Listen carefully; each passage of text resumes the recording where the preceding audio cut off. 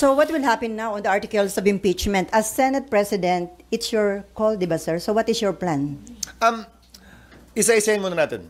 Sang-ayon sa rules ng Senado, kapag kami inihaing articles of impeachment or complaint or resolution on impeachment sa Senado, the Senate President, nakalagay sa rules namin, shall take proper order of the subject of impeachment. Ngayon, ano bang ibig sabihin ng shall take proper order of the subject of impeachment? Hindi nung impeachment complaint, hindi nung impeachment, but the subject of impeachment. Ibig sabihin nun, kailangan isaayos muna ng Senate President ang Senado para sa pag-conduct ng isang pagdinig o trial. Sasagutin ko rin yung isang napakinggan kong abogado na tila eksperto din daw sa mga bagay na ito. Sabi niya, the Senate shall immediately, ayon sa kanya, sabi ng Konstitusyon, proceed with trial. Busin na lang ng konti, pero parang hindi niya nabasa yung saligang batas. Walang sinabing immediately ang saligang batas. Ang sinabi ng saligang batas ay shall forthwith proceed with trial. Ngayon, kung babalik tanawan natin, bago ko sagutin yung tanong, Sally, kukumpletuhin ko na para... Okay. Kung babalik tanawan natin, may inihain na impeachment complaint noon, noong 2011, laban kay Ombudsman Mercy Gutierrez. Inihain nyo ng March 23. Nag-adjourn ang Senado ng March 26. Walang ginawa ang Senado noon. Nagsimula ang trial May 19. Mahigit kulang-kulang isang buwan ang lumipas dahil magre-recess din sila noong mga panahong yon. Kung maalala nyo ang impeachment ni dating Chief Justice Corona, ng yumaong dating Chief Justice na si Corona, final ang impeachment complaint ng December 13, nag-trial po sila January 19.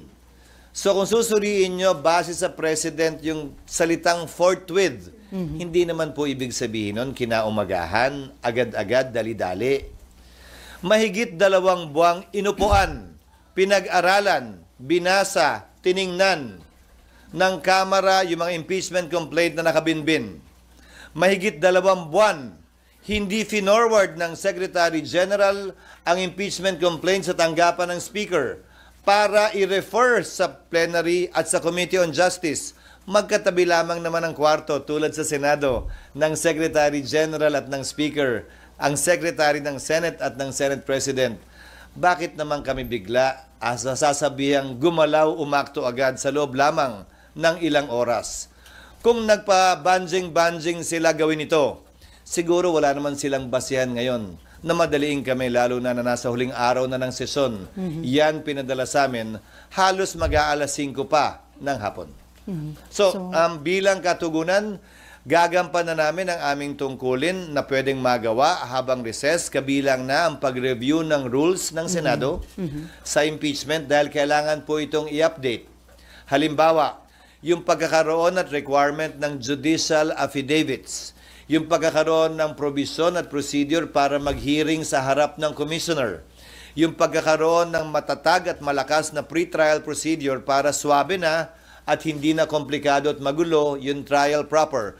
Ito ay mga bagong procedure sa Rules of Court na pumasok bago po namin itinalaga yung aming Rules on Impeachment noon na kailangan po naming baguhin. Pangalawa, kailangan pa rin pag-aralan siyempre ng Secretary General ng Senado, ng Secretariat ng Senado, yung impeachment complaint mismo. Tinanggap lamang namin yung kahapon.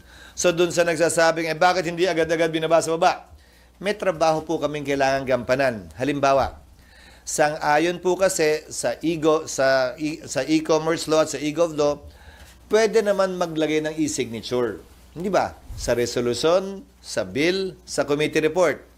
Pwede ang e-signature dahil hindi po yan verified. Subalit, ang complaint or resolution on impeachment, verified po yan. Pinanumpaan dapat yan sa harap ng Secretary General ng Kamara. Susuriin pa po isa-isa ng Secretary ng Senado yung mga pirma kung e-sig ba yun o wet signature. Bawal po ang e-sig. Dahil kailangan pinanumpaan ito. Paano ka manunumpa sa harap ng SecGen kung inutos mo lang yung opisina mong i-affix yung e-sig?